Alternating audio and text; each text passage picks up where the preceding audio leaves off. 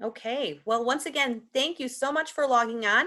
We are going to go ahead and get started. So I'm going to turn things over to our Dean of the College of Natural Sciences so he can welcome you all tonight, Dr. Philip Duxbury.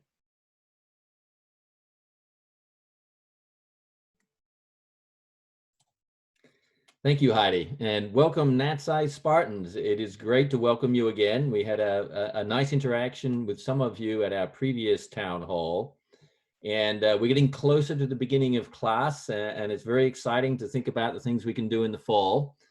This is a very, very different year, and we're facing all these challenges with great enthusiasm to make sure we do the best we can to engage you in authentic classes online.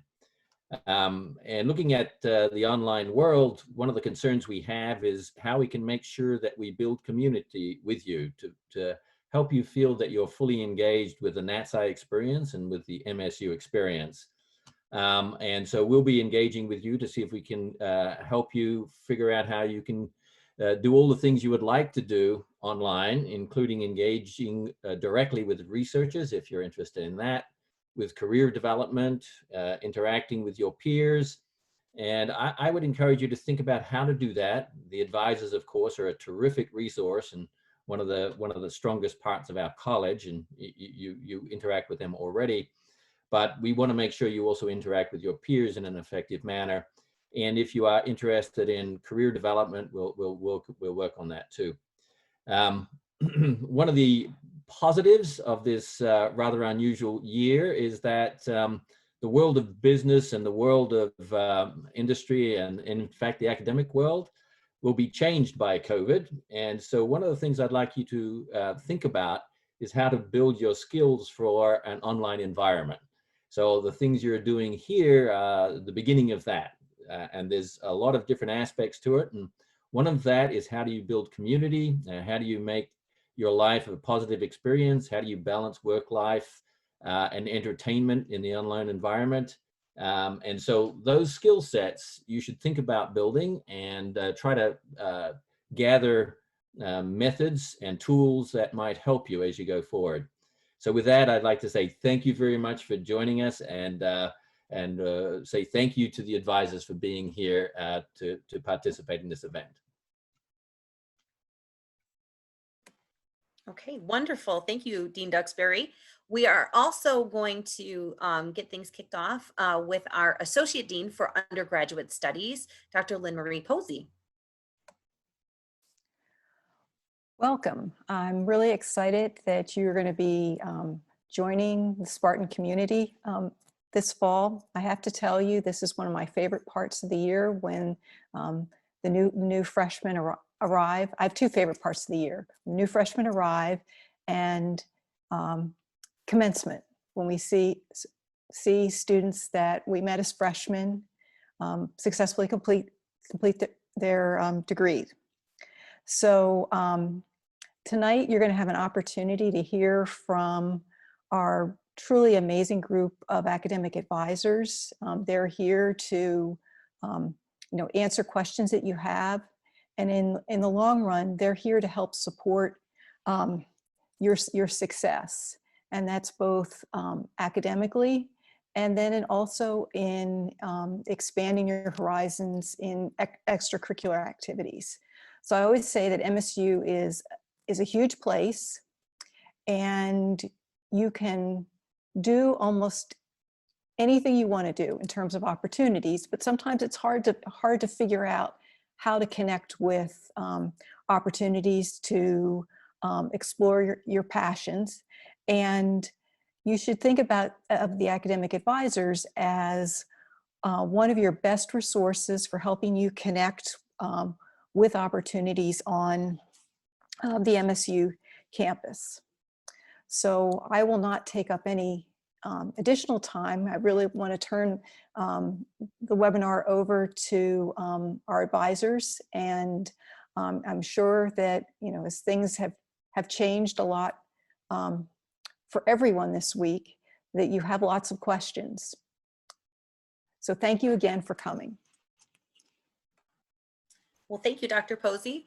So we will go ahead and start to introduce ourselves as academic advisors. I'm Heidi Purdy. I am the Director of Undergraduate Studies. I have actually worked in the advising world for the College of Natural Science since 2007.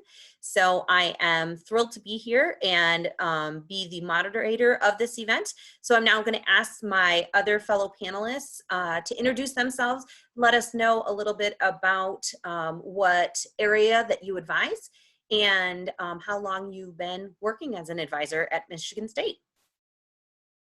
Why don't we start with Kendra? Hi, my name is Kendra Pyle. My pronouns are she, her, hers. I have been advising at MSU for 7 years. I advise students in the Department of Biochemistry and also in the Department of Plant Biology. Great. How about Lori?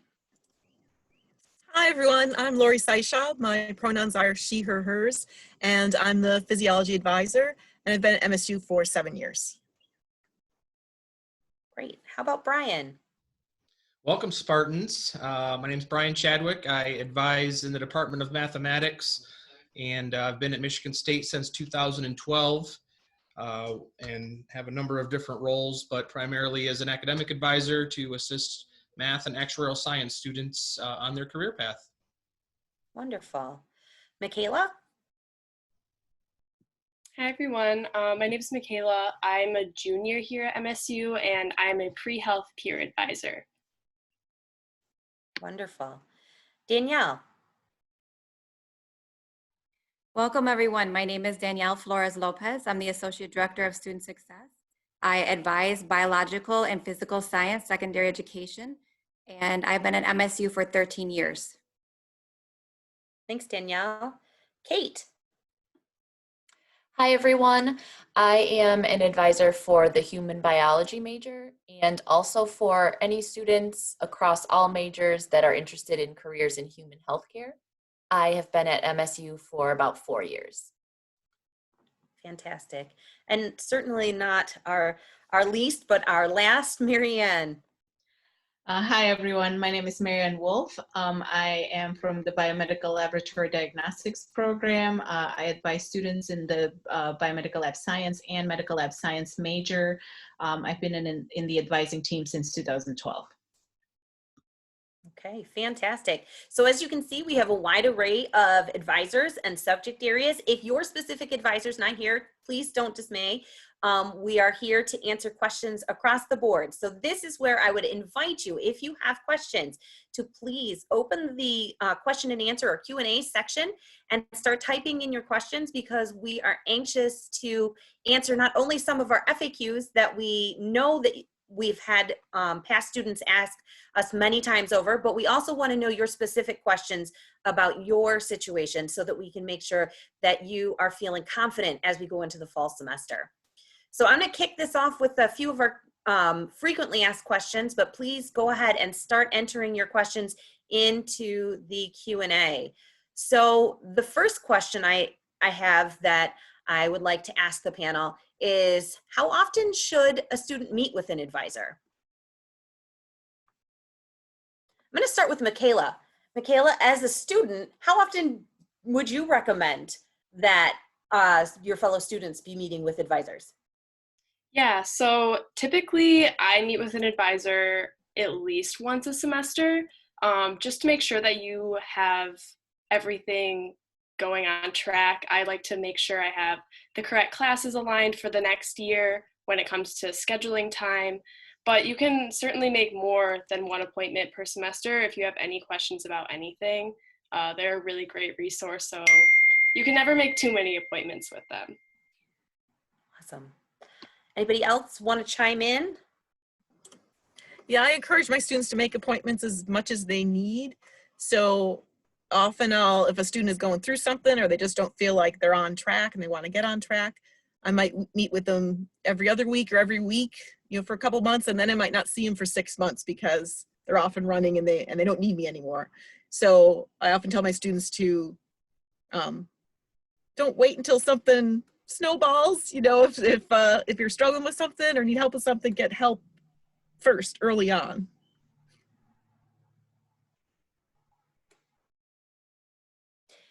Kate, do you want to add anything about how this works when a student is pre-health?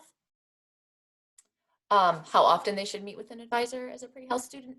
We do recommend once a semester for pre-health students as well. There are requirements that change quite often, and especially when you're going through and getting closer to the application process, students tend to have a lot of questions at that point. So we recommend about once a semester. Some students meet with us less frequently if they're able to come in maybe once a year and get all of their questions answered at that point, and then maybe send us emails throughout the rest of the year with questions that come up along the way. But typically we recommend at least once a semester, and if you've got a lot going on and you have more questions about a certain thing during a specific time, then you can definitely come in more often than that.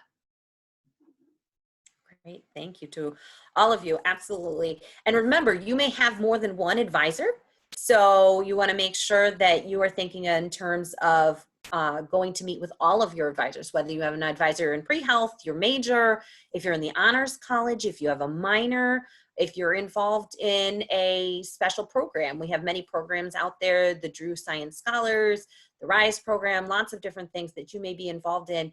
And so you want to think in terms of advisors supporting you throughout all of those experiences. Okay, we're getting already some great questions coming in the Q&A, so I want to actually jump over there for a minute. So one question is, are there job opportunities for incoming students with COVID around? So I think the question kind of, if I can clarify, hopefully I'm not off the base, but what jobs are still available as we're going into the semester that is quite different from what we imagined it being? So I don't know if anybody wants to jump in on that one, if they feel comfortable. Well, I'll just say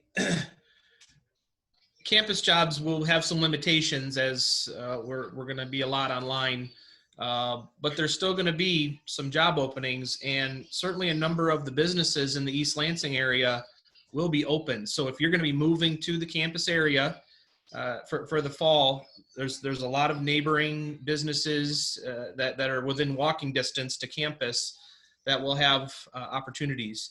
Other than that, our student life and our student what am I thinking of? We have an office for student affairs that can help you that has an employment, and I'm sure they're going to be more aware of campus jobs that will have opportunities for positions that are going to still be open and have a need to be met when we get things rolling on campus. We also have on the Career Services website, there's a resource called Handshake, which is an excellent, I would really encourage students, you should have gotten an email about how to log into Handshake. And it lists, that's how you make an appointment with a career advisor. It has a listing of a bunch of different jobs there. And there also are some virtual opportunities throughout the US. Some of them are paid and some are unpaid. And then there's also an opportunity through the MSU Federal Credit Union. If you do get an unpaid internship, they do have an opportunity for a $1,000 scholarship that's available for students for internships that you can apply for. I think the application deadline is coming up in September. The Associate Provost for Undergraduate Education today said that there were going to be an increased number of remote work opportunities this fall. So MSU's administration is quite aware of the fact that students are looking for opportunities to work, and that MSU needs to adapt. Fantastic. Okay. Well, we will, I think, move on to the next question as we still have them rolling in. So the next one's about additional majors. And so the question says, who should I contact if I'm interested in adding an additional major? I think also it would be nice if we could talk about how you actually declare that overall. One of the really nice things at Michigan State is that we have been able to put in place almost an advisor for every department or field that we offer a major or a minor in. And their area of expertise often aligns with that. So to reach out to the advisor, even if you're not necessarily even interested in adding a minor, but just want to learn about a field that you may not have too much background about, we have an advisor that can talk to you about coursework, about career options, about types of areas that you would study, why some of these skills may be beneficial for you in the future, and then certainly how your major may tie into and relate to the field that you might that you're looking at. So at any time you can reach out to any advisor on campus to discuss a major, a minor, alternative courses and pathways. As a math advisor, I regularly have conversations with engineers and computer science majors just regarding their math track and options to continue that, even though they haven't completed the math requirement portion for their major. And so we're here to assist and support you in any way you can so that you can accomplish all your academic goals here on campus as well. I just wanted to add along that line, if you are considering multiple majors, you really don't have the pressure to decide to a certain point. I know in conversations with other advisors that sometimes the student's like, well, I'm still deciding between the two, or am I gonna go to both routes? If you communicate that with us, we can certainly reach out to the other advisors and have your degree program where it's aligned with your goals without you having to sacrifice one or the other at that point in time. So we can have those conversations and have your plan a more well-rounded degree program. And I would also add, if you're interested in exploring some different options, to consider additional majors, those are things that a lot of us are certainly open to talking with you about too. I know a lot of students that are interested in a different biological science major. I'm happy to talk with them about looking at some of the different options within the college and seeing what might align with their interests. Okay, great. I do want to just highlight that at MSU, you have the opportunity to add minors, additional majors, and second degrees. So they are all different kinds of things, but they're different ways to add other areas of interest or passions that you have. With a minor, you just basically take a smaller sampling.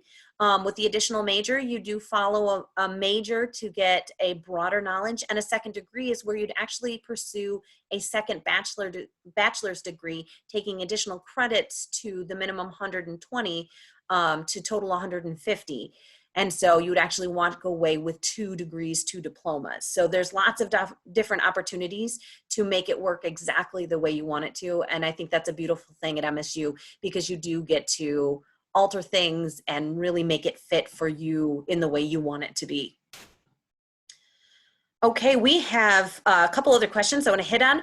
One actually is around an ISS class specifically, so an integrated social studies class.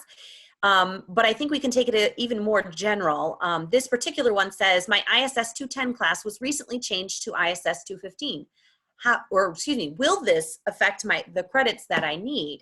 And I think we could generalize this a little bit more and say, we understand there's been a lot of changes in schedules probably since you enrolled at your orientation. And what does that mean? And how should you seek out guidance around when you see these changes happening in your schedule?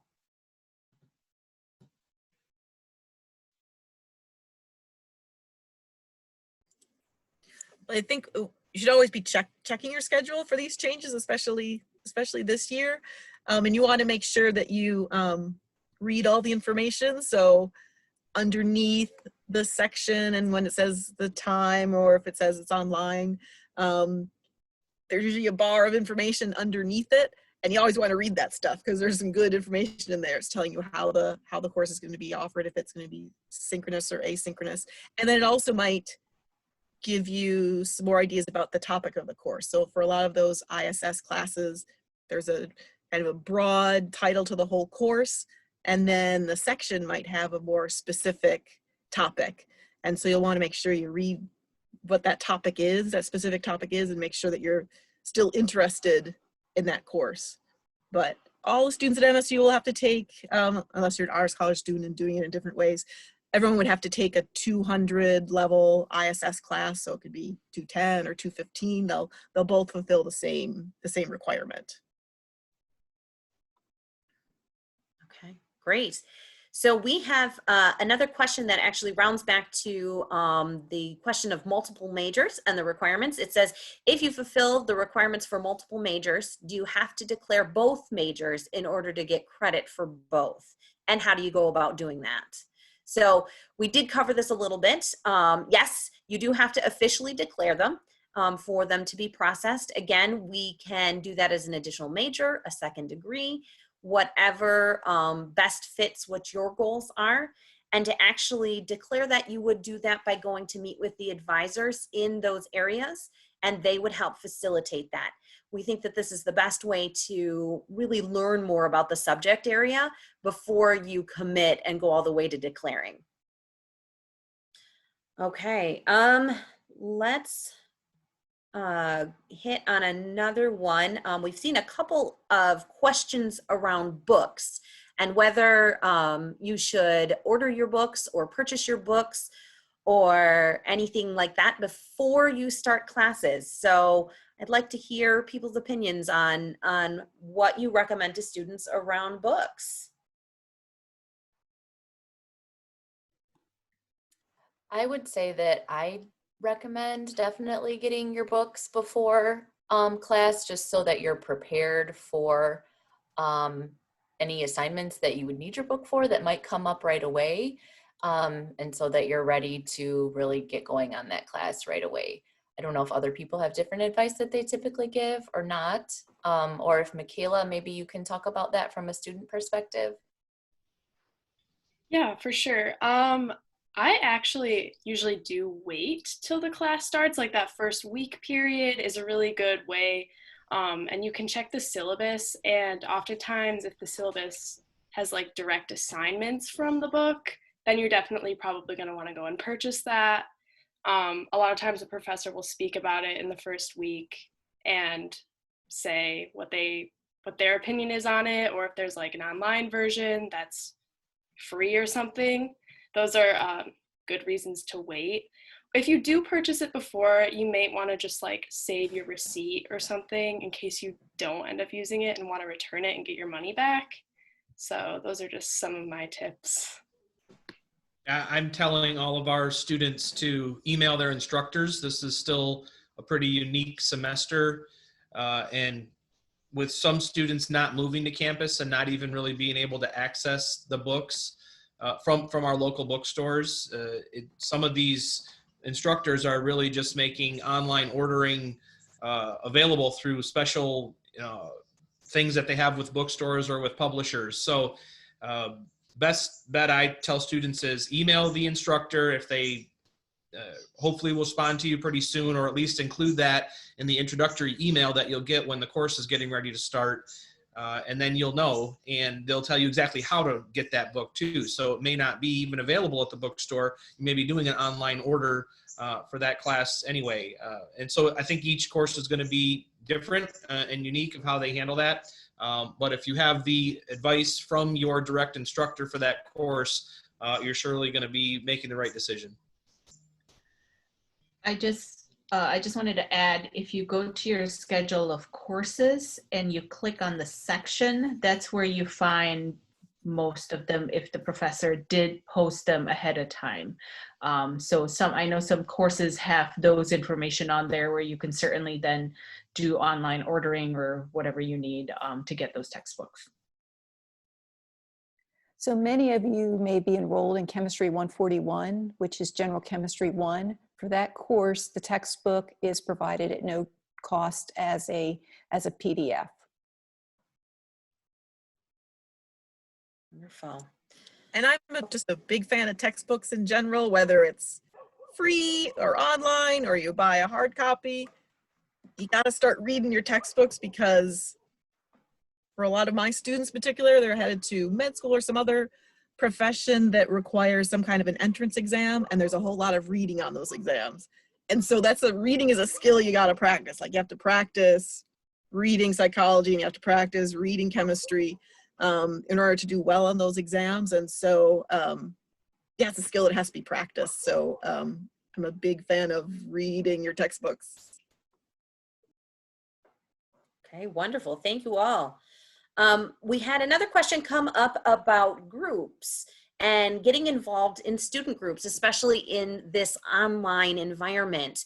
So the question was, is this still possible? And how would the students get connected to those groups?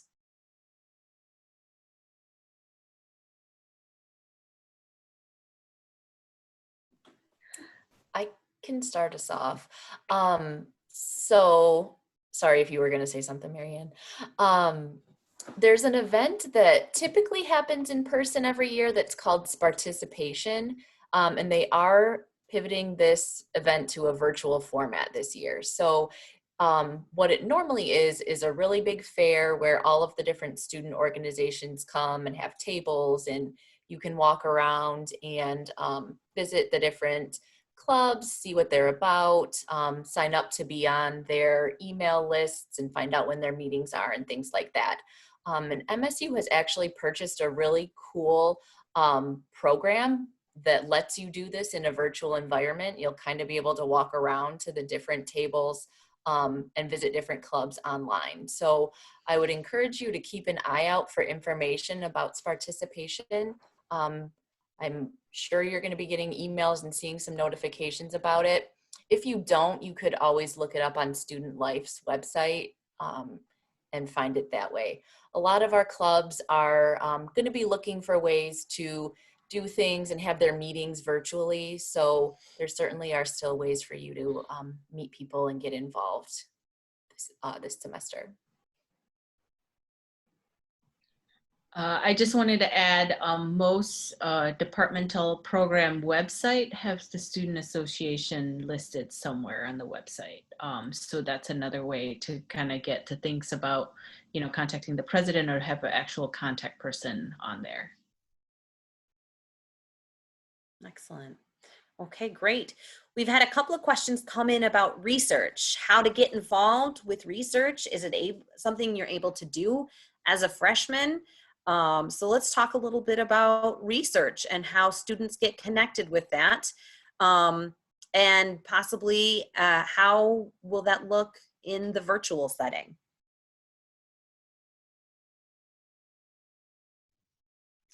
What I usually recommend for students that are interested in getting involved with research is to go to the department web pages for the departments you're interested in. So for biochemistry, if you would be interested in working with a professor in biochemistry, you can go to the biochemistry website. Most of the websites will have either a faculty tab or a research tab, and when you go there, there's usually a list of all the professors in the department. And if you typically, when you click, and they often have a listing of some of the different research topics that they study, and you can look through the list and maybe identify a couple of professors you're interested in. And then typically, when you click on their name, you can go to another page, and there's actually then a listing, and it explains. There's a description of the research. You can read through those listings and identify maybe 3 to 5 professors that you might be interested in. And then I would encourage students to send an email to the professors. It should be a professional email. You should talk a little bit about why you're interested in their research, how that maybe aligns with what you're interested in doing career-wise, and then talk a little bit about why you think you'd be a good asset, why you'd be a beneficial person to have working in their lab or volunteering in their lab. Professors are typically now it's a little bit different now with virtual right now, but typically for in-campus, when we're on campus, professors would often want students to volunteer about 10 to 15 hours a week in their lab. And a lot of professors really do like having students start in freshman or sophomore year. And you don't have to have experience to go into a lab. Typically, you'll be trained on all the different techniques in the lab. And it might be possible this fall that there might be some opportunities for virtual opportunities. It's still worth emailing professors to ask. They usually do want someone to make a longer term commitment. And so you would want to let someone know that you'd be interested in working in the lab. You're looking for a lab for a longer term placement, and you would maybe continue that for at least a year or longer. There also are some lab positions that are posted on Handshake, the resource that I already mentioned through the Career Services website. And there also is a website called Venture. It's a database, and it has a list of some research opportunities there as well. And another way is also just to talk with professors. So if you, some of your professors for a chemistry class or a biology class or a math, for a different class, is ask the professor or maybe even your teaching assistants about opportunities if they know about opportunities. And I always encourage students to circle back around. So a professor might tell you that they don't have any virtual opportunities, or maybe they prefer to start working with sophomores rather than freshmen. So, you know, write that down and remember that, and then circle back around. So if they say they prefer working with sophomores, then, you know, in March or April, get in touch with them and say, remember I got in touch with you, I'm still interested in working with you. You know, would you have an availability for starting in the fall? And the same with when when labs opened back up for undergrads, you could circle back around to that faculty member, and they would be impressed that you had, you know, remembered. That would kind of show a true interest in the research if you came back to them a few months later. I know that it may sound challenging to do research for the very first time in a virtual setting, but I know that we've also spoken with some faculty members, and often what they'll do when they first get a student into their lab is set them up to read some articles so that they have backgrounds in that research subject area, so they are ready to hit the ground running. So you may get into a position in the fall and do reading so that when you do get to campus, you are prepped and ready to go. Yeah, that's an excellent point, because research operations are not back to the sort of full level that they were prior to COVID, but research groups are also having group meetings. And so that is a way that you could begin interacting with a research group, getting to know people in the research group, having opportunities to learn about what's happening in the research group. And all of those group meetings are still happening virtually. And there are some types of research that actually do lend themselves reasonably well to a virtual environment. For example, computational work. Okay, great. So lots and lots of research opportunities. I'm glad to see questions about it and that you're anxious to get involved. We've had a couple of questions around transfer credits, when transfer credits will be posted, and when transfer credits come into the system. How do the students know how they apply to their major?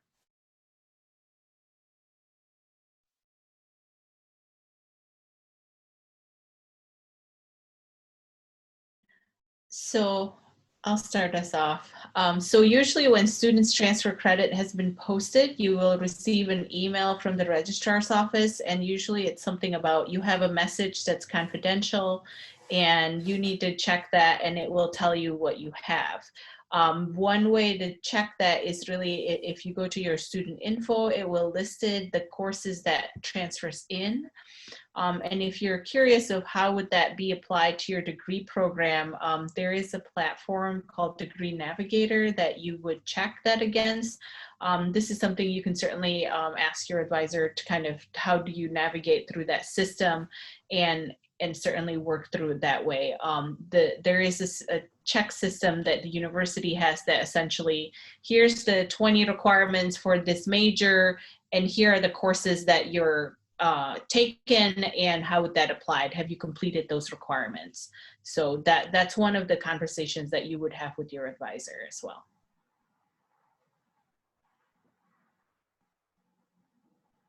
Fantastic. I would say one thing to be aware of, this is one of our busiest times when looking at transfer credits. So if you're not seeing your transfer credits posted right now, please just be patient. And we certainly will be working towards getting those posted as soon as we can. If you have questions about it, feel free to reach out to your advisor, and they'll be happy to look and see what we can find in the system and start to talk through what things are looking like. Even if they're not actually posted in the system, the advisors do have tools that they can start to make estimations on where things will be to make sure that it's incorporated into your plan, and that your schedule for fall still looks very consistent as to what you need, and that you're not taking classes that you don't need. Okay, another question came in about orientation, and it's asking about if you've already gone through the on-campus version of the orientation modules, do we need to go back through and complete the off-campus version now that we will not be on campus? That's an excellent question, and it's one of the ones that I have to say that we don't have that information on yet, because everything's still so new for us as well. But I can tell you that there will be alterations. You may not have to go back through and do the modules as they stand right now, but there may be a new module that is being put up in your orientation class to go through and make sure that you have all of the connectivity and resources that you need to be successful this fall. So please be patient. We found out this information virtually at the same time that you did, that we were moving completely online. And so we are pivoting and making new resources as we speak, and truly appreciate you being on this adventure with us as we discover these new things as well. Okay, let's see. We have a couple other questions around minors. So the first part of the question was, is a minor required? And the second part of the question is, what's the benefit of adding a minor?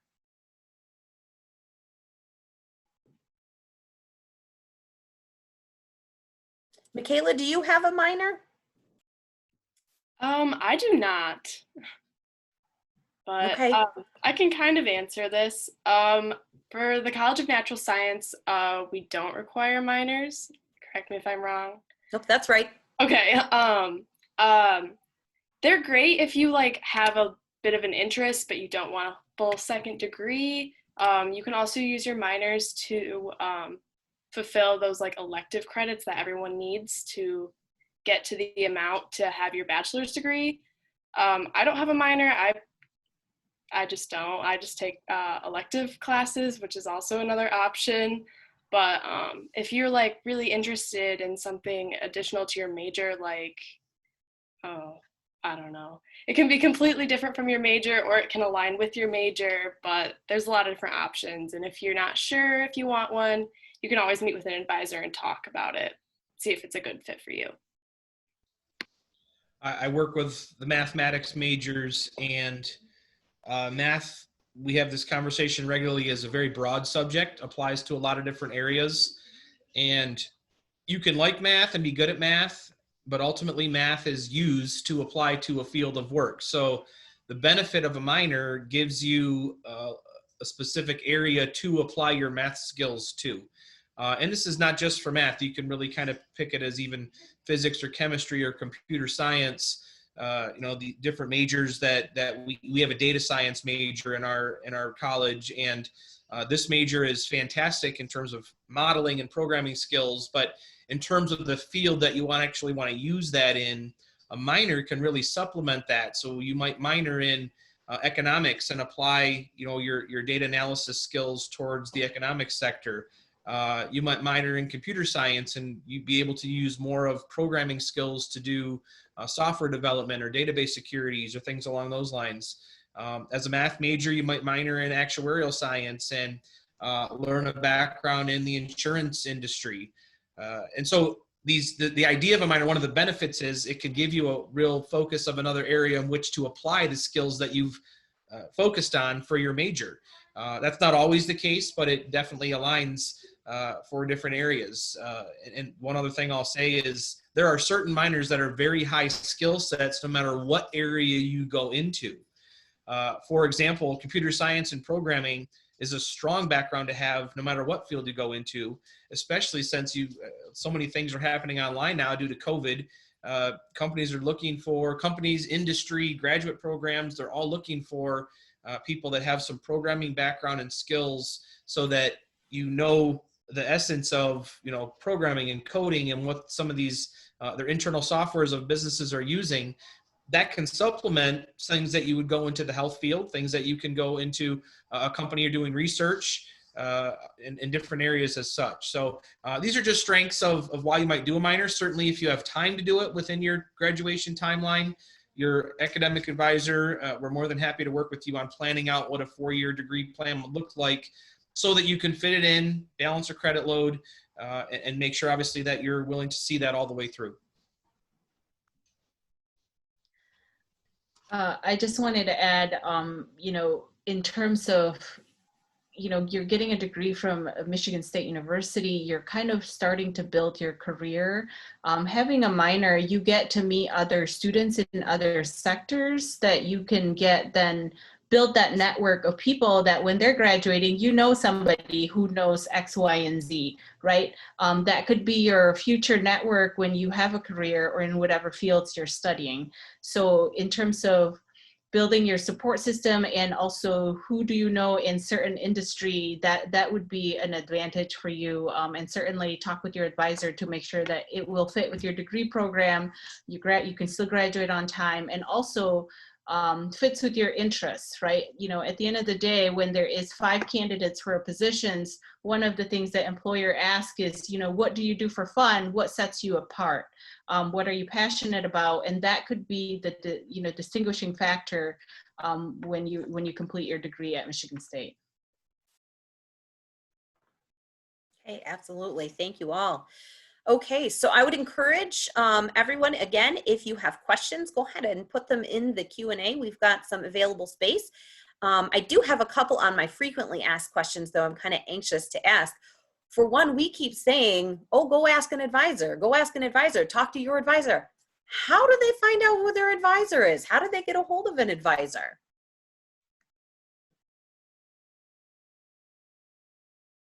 Well, hopefully you've met your advisor at your orientation.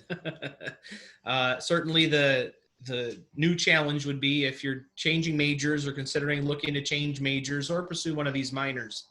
The easiest way, I think, is, I mean, certainly if you don't recall the information that was given out at your orientation, just go on to MSU's homepage, msu.edu, and search for a department, and every department will have a website. So I'll say, I'm really interested in you know, physiology as a major, and how do I get to know who the advisor is? So if you search for physiology, our websites are designed to get you to that hopefully pretty quickly.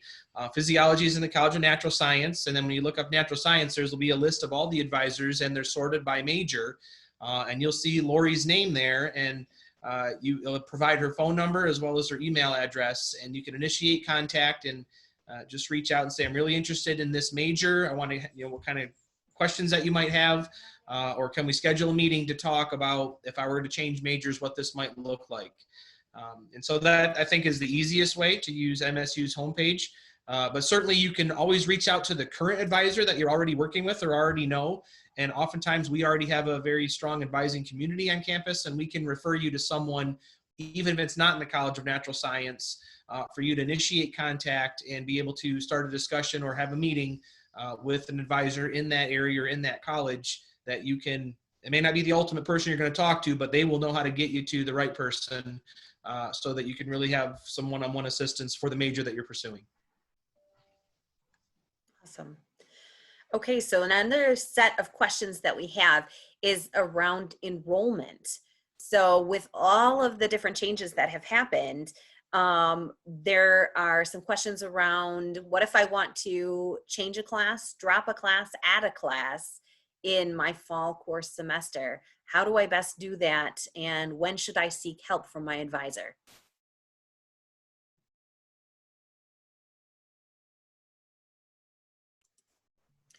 Yeah, so make sure you don't make any missteps with changing your fall semester courses, because a lot of courses are full now. So if you drop a course from your schedule and then find out, oopsie, I really needed that, you might not be able to get back into it.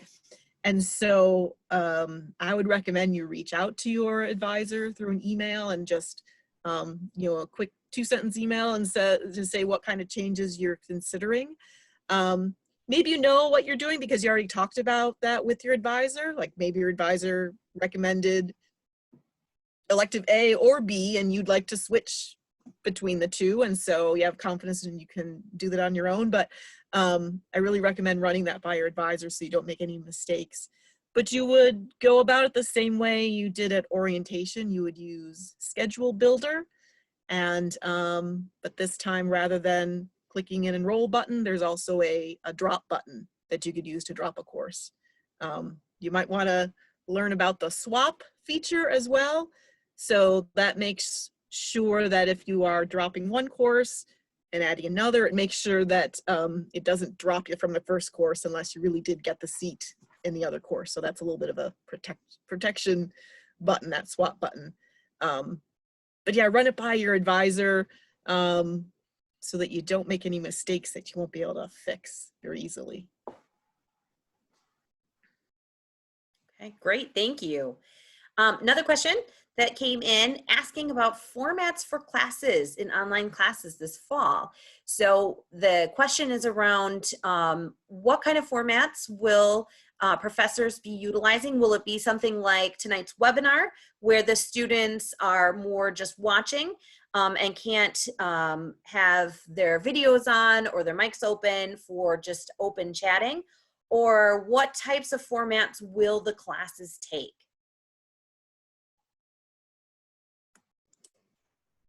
Well, I can answer that. So there's lots of different possibilities.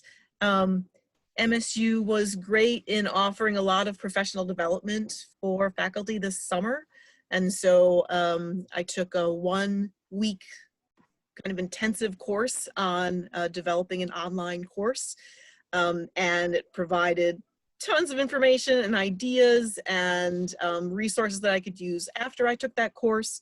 And so I think MSU did a really good job at helping faculty think of creative ways to engage students. And so we've all been tasked with thinking about how to, how are we going to make sure that the student feels connected to the faculty member? And what are we going to do in our course to make sure that students feel connected to each other? And what are we going to do to make sure that students can really engage with the material in the ways that we probably would have been doing with active learning in the classroom? So faculty have really been inspired to be creative. And so I kind of hope that each of your classes would look a little different and the faculty member would choose the tools that work best for that particular class. I can provide some information from a faculty perspective. So I was involved in taking the general chemistry laboratories, chemistry 161 and 162 online this summer. And we use the Zoom platform, but instead of this is a webinar, we use a Zoom meeting, which then allows participants to interact with each other. And in the chemistry 161 labs, students work together in teams of three or four. So in the online version of the course, students spend a lot of time in breakout rooms working with the members of their teams. In the chemistry 141 and 142, so the large general chemistry courses, they've gotten a special Zoom meeting license that allows them to do a Zoom meeting, and they're planning to employ breakout rooms periodically during class sessions. So faculty are thinking about ways to allow students to interact with them as well as students to interact with each other during class sessions. Great, fantastic. Okay, so another question. How many credits are too many credits, especially now that we are all online?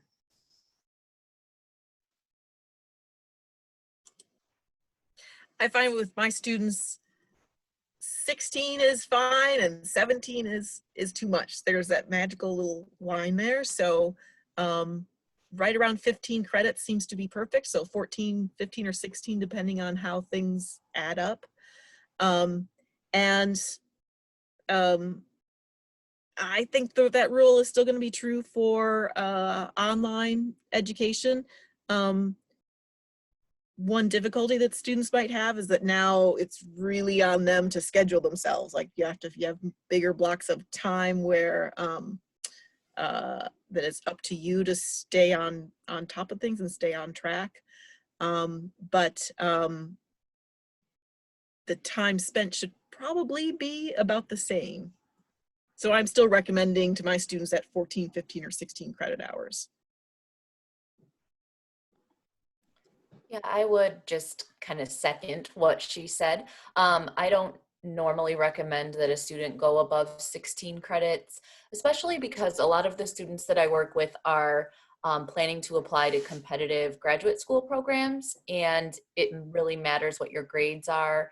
So you want to set yourself up to be as successful as possible and not load so much on yourself that you can't do as well as you possibly could in each class. And I think especially in your first semester, and especially with everything being online. So if you remember, the number of credits that a class is assigned tells you how much time you should be spending actually in that class per week. So you'll actually engaged with that class online. And then we normally recommend that you spend twice that amount of time working on that class outside of your class hours. So like doing homework and studying. So if you're taking, between 12 and 15 credits, that normally is about the amount of time of a 40-hour per week job. So take into account also the other things that you have going on if you're working, other things that you may have going on at home when you're deciding how many credits you want. I think it'd be great for Michaela to answer, especially because I know, Michaela, you're probably here in the spring when we converted to this online format, and what your life kind of looked like during that time, and what you think would be a balanced load given the level of difficulty classes and certainly the format for an all online semester. Yeah, absolutely. So it's definitely different. Depending on if your classes are live, which is like the synchronous format, or asynchronous, which is like pre-recorded videos. Again, with the credits, I recommend keeping it the same. It might seem like you could do more because you have more technical like free time, but you don't actually. It's just all online. You're not physically going to class, but in a way you are, just on your computer. Especially a tip for the asynchronous classes, so those are like pre-recorded lectures. Definitely stick to a schedule, because if you don't, they will pile up, and then you'll have hours of class to watch when you could have gotten it done much more manageably if you were just to watch like one a day, or, depending on how many are released like every week by the professors and such. So treat online classes like it's still college. Treat it like it's in person. You're still taking difficult courses. Just because they're online doesn't change that. So I think that's really important. One of the things that I'll add is certainly that's a really good range to stick in, and that's what we encourage all students to. The idea is that whatever we need to do to keep you on your graduation timeline is important to try to reach that credit load. But secondly, as Kate said, there are a number of students in natural science that are looking at graduate programs, and to do that, a lot of the classes that you have to take for your major turn out to be these 300 level, 400 level classes for your major. And specifically, if you're a transfer student that already have a lot of prerequisites met and you're coming in, and that's a lot of the classes that you have left, even 16 credits, 15 credits doesn't necessarily seem like a lot, but when you're taking 5 classes at the 400 level across a couple different fields, it's very rigorous. And although the average time spent per class is maybe, an hour and a half or 3 hours per week where you're in class or watching videos, and maybe 6 to 8 hours a week for homework, a 400 level research-based class that involves group work and paper writing can be significantly more than that.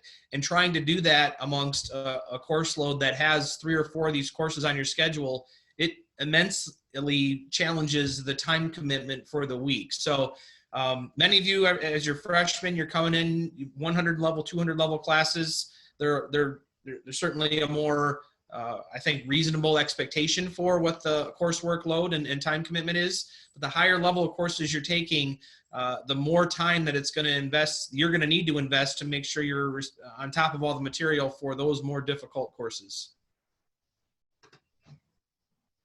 Absolutely. Okay, so there's a couple of links that got added into the chat that you may find to be very beneficial. Some resources, contact information to advising, information on finding undergrad research. So I just wanted to bring your attention to that, because you may find that those are very, very helpful references to kind of check out and see what you can do with that. I did want to hit on another question that's been coming up a lot lately, is that if a student is taking or considering taking a course at another institution, what is important to kind of keep in mind? What types of things should they be on the lookout for? And how can those classes or credits be transferred back?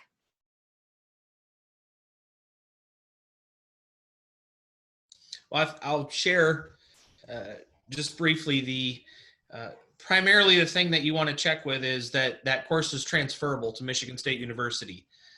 We have a very friendly website, www.transfer.msu.edu, and most courses, I won't say all, but there are many, many, many courses from institutions all over the world that show how courses are already approved to transfer to Michigan State. So that's key. Secondly,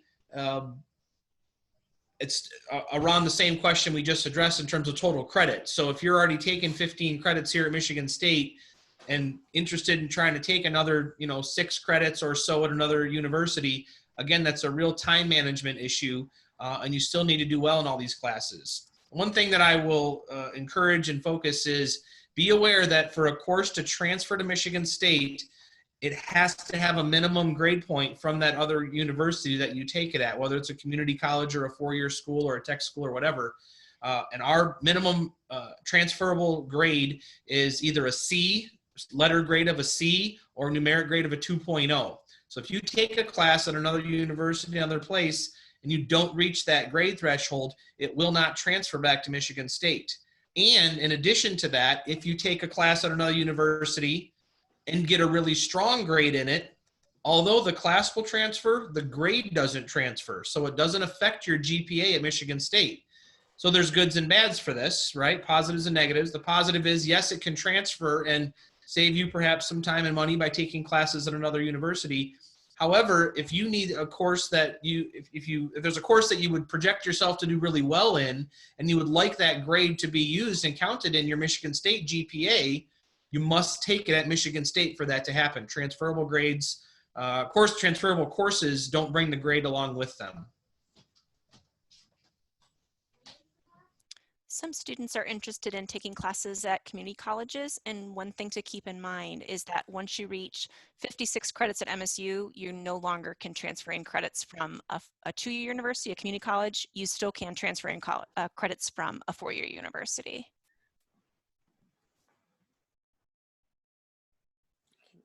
I think all of those are really, really important. The other thing is, I know it sounds like we're repeating over and over again, but just consistently check with your advisor and make sure that it makes sense. For instance, our freshman writing class is a 4-credit class, but often we'll have students that want to go to the community college to do their freshman writing. And at most of the community colleges around the country, it takes 6 credits to equal our 4-credit class. So sometimes it's not to your advantage to take it elsewhere. The other thing to think about is that at Michigan State, we've worked really hard to make our curriculum integrated. And so when we say a course is a prerequisite for a later upper level course for your major, there are certain elements in that course that we know we want you to know to be successful at that next level. And we work very hard to make sure that you've got the best foundation that you can. And so sometimes when they're really major course dependent courses, you want to make sure that you think about how that plays into your goals and completing your major successfully at Michigan State. Okay, so again, I'd invite any other questions if people have them to put them in the Q&A. But at this moment, I'm also going to ask our panelists, our advisors, and Dr. Posey, what would be your best piece of advice for the students that are starting at MSU this fall? So I'm putting them all on the spot just to let you know this is not something I prepared them with. So I appreciate them giving you their very truest answer as they respond to my inquiry. I would really encourage students to utilize meeting with professors in their office hours. It'll be virtual with the office hours this fall, but the professors are a great source of information. If you have questions about something comes up with the content in the class, you can ask about content questions, and you can ask them for suggestions about studying for a class. You also can talk with them about your career interests or talk with them about getting involved with research. And as I said, I think that's one of the most underutilized resources. A lot of times if students are doing well in a class, They won't think about going to the office hours, but I think that's a really great opportunity for you to get to build relationships with your faculty members. So I would really encourage that.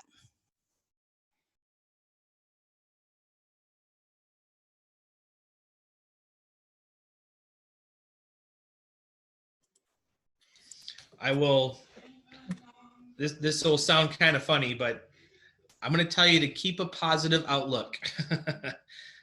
There are a lot of negative things happening, and you can always blame COVID for one more thing, but this is your future. This is your career. You've been preparing, you know, for 17, 18, 19 years, wherever you are in your life, to come to college and make this transition for opening up a career and a life for yourself. So look for the positives, look for ways to get involved, look for things that you're going to receive benefits from, which of course includes your coursework and the relationships that you're going to build here. If you are continually focusing on the negatives and some of the challenges that we're going to be going through, it's really going to hurt you. And I think it's going to take your mental focus off what your real goal is when you come here to Michigan State.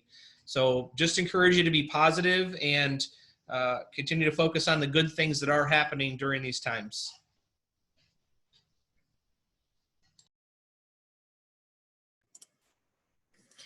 I love to talk to students about how they study to make sure they're studying efficiently and the way their brain works. So you can always make an appointment to see me to talk about that. But along those lines, my biggest piece of advice is that you, as much as possible, try to study for every course every day. You might be in the habit of blocking, which is like reserving Tuesday for chemistry and Wednesday for psychology. But it works best if you study every topic every day.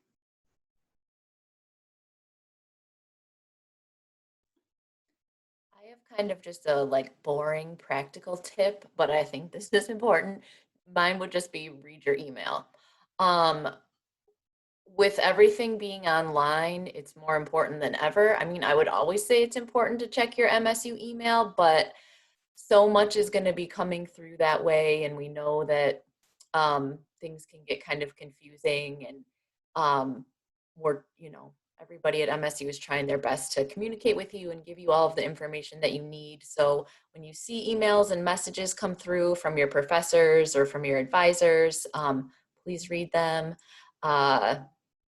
Also, directions that you see, we're trying to help you again. If you see directions in schedule of courses, read that. That will help you out. So yeah, that's what I've got.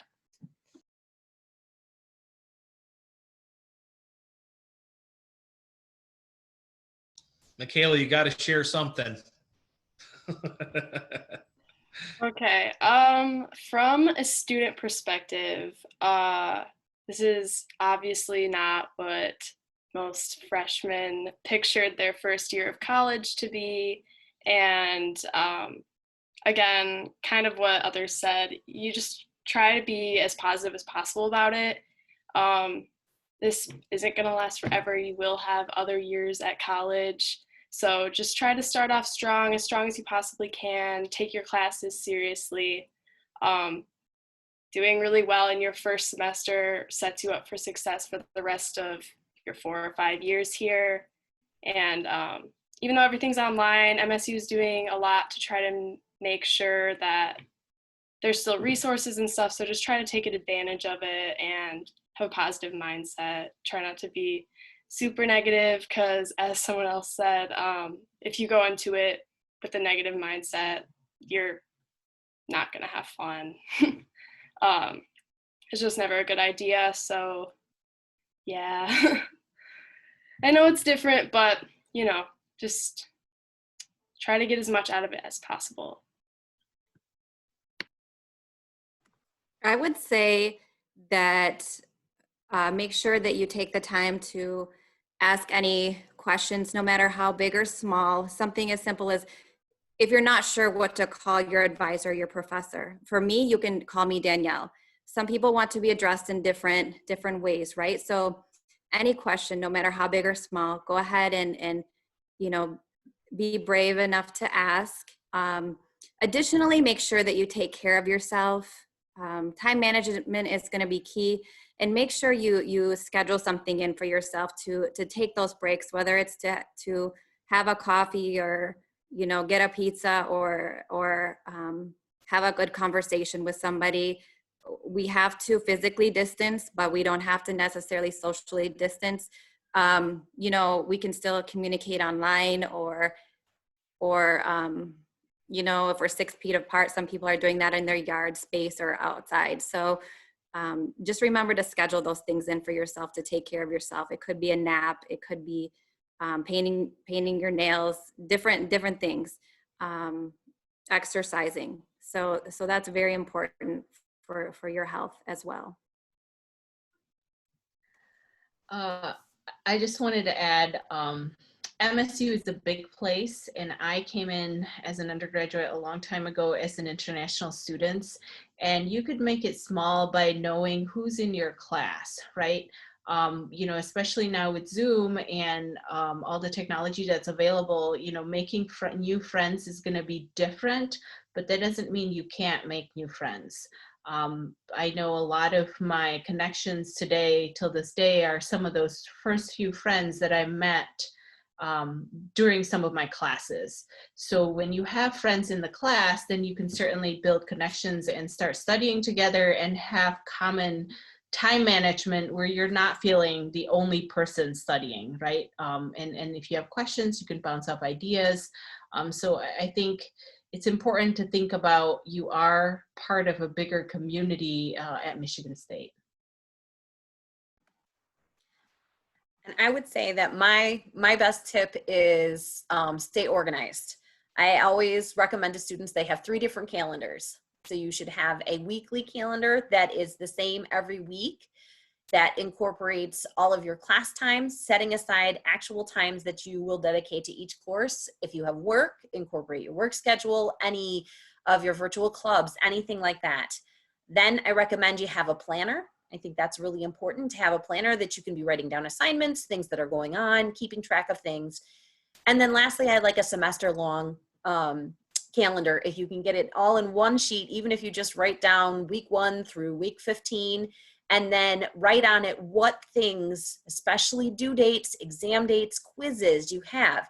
It's a really great way to see patterns and see, wow, there's going to be a really, really hard week, the 3rd week of October, right around midterms.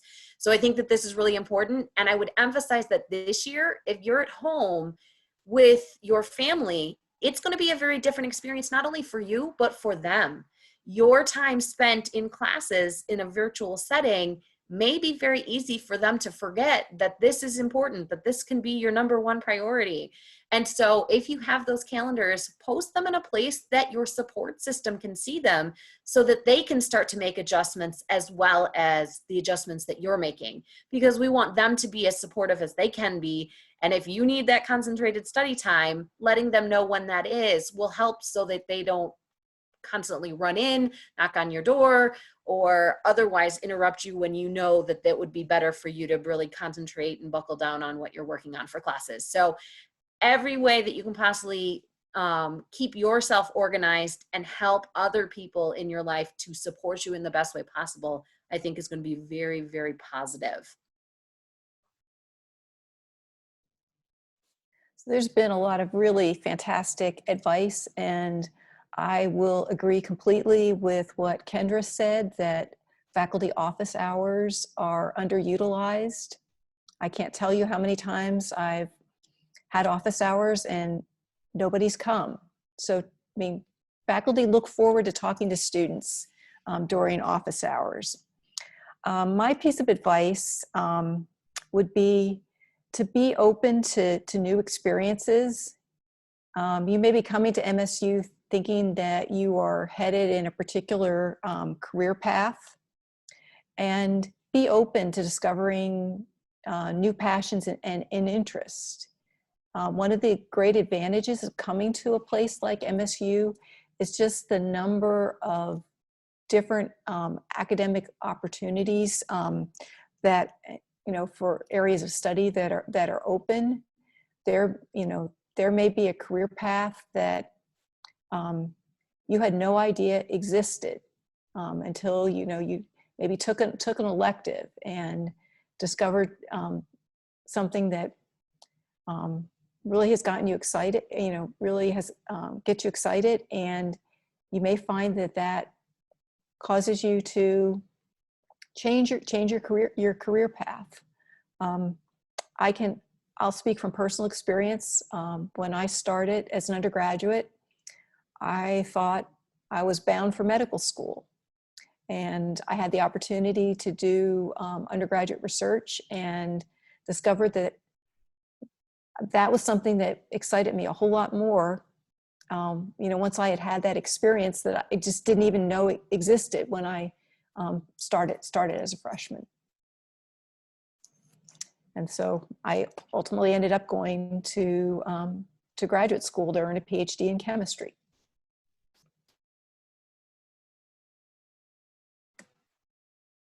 I think those were all excellent pieces of advice.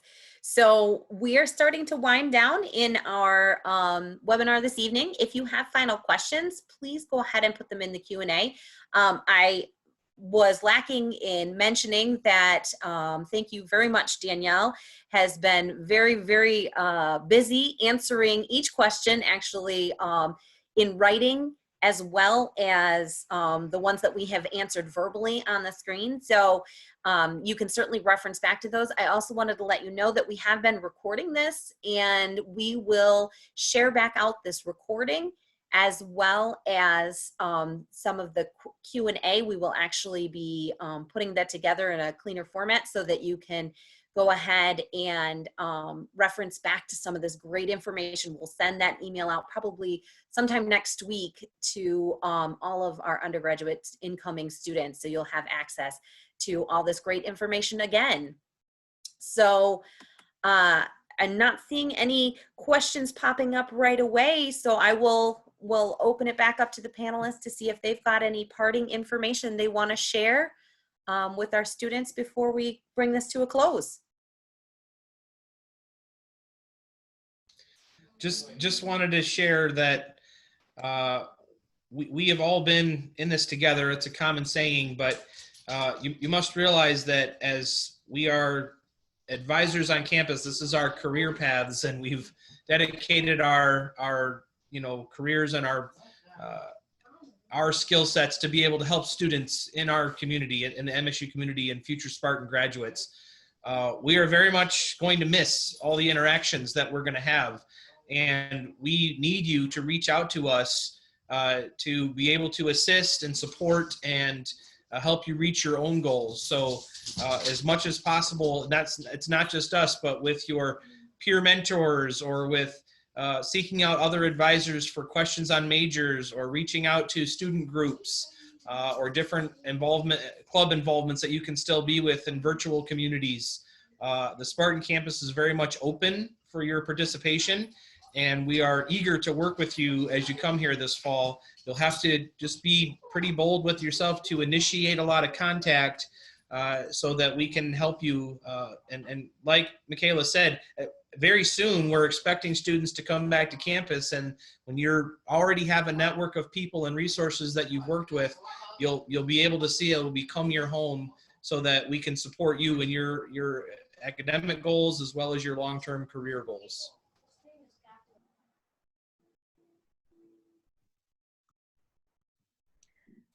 I just wanted to add, welcome to MSU, and we're excited to have you. I know I've worked with with other faculties on campus, and they are all excited to have you to join Spartan community. Okay, I think that's a fantastic note to leave on. We are thrilled to have you as a part of the Spartan family. As an alum myself, I am just ecstatic to have you join our ranks, and we can't wait until we can see you virtually, until we can see you in person, and all of the steps until we get to that moment that Lynn Marie loves best, when we get to see you walk across that stage at graduation. So we're here for you, and we'll continue to be supporting you in every way that we can. And we wish you the best of luck on your very first days as a Spartan student this fall. All right, thanks everybody, take care. Go green. Go white.